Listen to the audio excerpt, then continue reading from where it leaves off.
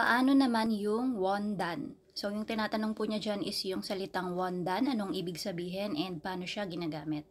Meaning po ng wondan in English is fabric, cloth, or yung textile material. Sa Tagalog, yung tela, o kaya yung material na tela na ginagamit sa paggawa ng damit, ng kortina, o kaya naman mga bag. So, yung cotton, yung silk, o kaya denim, so lahat yan klase ng wondan. Let's make sample sentences using yung wondan.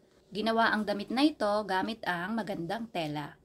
이 옷은 좋은 원단으로 만들었어요. 이 옷은 좋은 원단으로 만들었어요. Malambot at madaling pasukan ng hangin itong tela na to.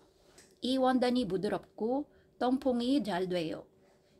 이 원단이 부드럽고 통풍이 잘 돼요. Pakipalit naman po ito sa telang pang summer. 여름용 원단으로 바꿔주세요.